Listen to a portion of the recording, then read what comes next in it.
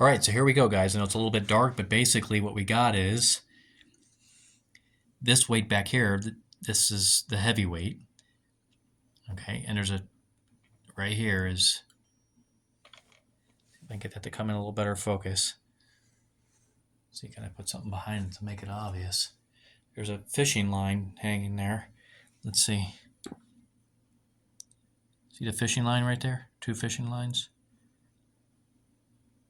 Yeah, there's a fishing line right here. Hanging right here, okay? Now, let's see if I get the camera down here. See this mark right here? This is 2 inches above this flat bar right here. Okay? So what we're going to do is we're going to lift this weight, the very bottom up to this 2 inches. Okay? What should happen is this counterweight up here should come all the way down. So this is only 2 inches of travel, but this is 9 inches travel. So we're going to lift it and then release the weight. And what should happen is this counterweight should go from the floor approximately all the way to the top. Now this is not a perfect system. There's a lot of friction and they're going to be passing each other.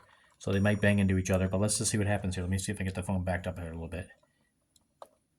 Let's try to get it right at 2 inches, which, you know, it's pretty close. It's not perfect. We really want 1.8 inches, so it's actually a little below the 2 inches. That's great. We actually, less distance is better. We want this heavy weight, the one that's hanging on the left, to be as close to the ground as possible. Okay, so now, as long as there isn't any friction, there could be some friction. We'll see what happens here. I'm going to let go of this weight. Let's see if the other weight comes up. There it goes. Was that awesome or what? It was awesome, right? This thing only fell like 1.8 inches. This weight traveled not quite 9 inches. I can tell there's a little bit of space here. It's just not perfect setting this up. But it traveled from the bottom down here all the way up here, almost 9 inches. Because you have to tie these strings off and get your distances right to make this all work. So, you know, when I tied the fishing line off, maybe I was just, you know, didn't tie it perfectly in the right spot. But that's cool, guys. That proves what we were after, right? That the 5-to-1 ratio, 40 teeth to 8 teeth. For every one turn of these, this turns 5. This weight here, this heavy weight, is 5 times, probably more actually, sorry, but it's at least 5 times the weight of this one. And I'll get a scale and we'll get it a little bit closer. Right now I'm kind of guessing, okay? But that's what we wanted to prove, right? That a 5-to-1 or 4-to-1 or any ratio, that the ratio of the gears, right, coupled with a 5-to-1 ratio, a 1-to-5 ratio, or 5-to-1 ratio this way, okay. We could also lift a weight, right? This weight in this case is 1/5 the weight of this weight.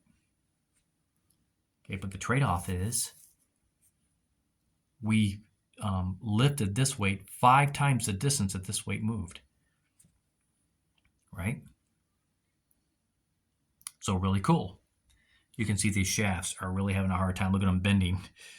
These shafts do not like this weight. This is like about a pound. This weighs about a pound. So these little plastic shafts, you know, they're not going to survive this much longer. But this was to prove the concept, right?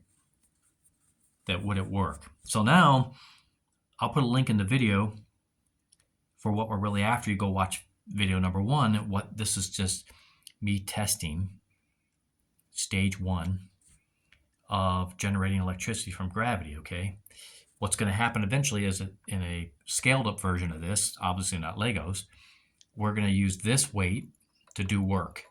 It's going to probably detach from this. Maybe it'll come over here. It'll descend, do some work. We'll use it to generate some electricity through a little generator or whatever generator we're going to use. Okay. Then it'll come down. We'll have to create some mechanisms. Okay. to get this reattached and be in a position to be lifted again. Obviously, in the final design, we're not going to be using fishing lines and stuff like that, right? This is going to be very much more rigid system. The weights are going to be perfectly in alignment. They're not going to touch each other going by. There's a lot of different design improvements that are going to be made. This was just a proof of concept, okay? And then, like I said, make sure you watch video number 1 in the link below. Eventually, we're going to talk about, well, how does this weight get lifted back up? Okay, we'll talk about that because I have a really, not necessarily unique, but I think it's just something that is not being utilized right now. Okay, something very simple that's not being utilized to help lift this weight back up. Okay, so really cool stuff. Just want to share this video. It's officially New Year's, so that's it for now, and we'll come back and talk about phase 2. I'll mock up phase 2 probably in Tinkercad or something, and we'll start talking about the next phase, which the next phase probably most likely won't be able to be tested with Legos because it's going to be more advanced. But we'll talk about all that later, okay? All right, guys, talk to you soon.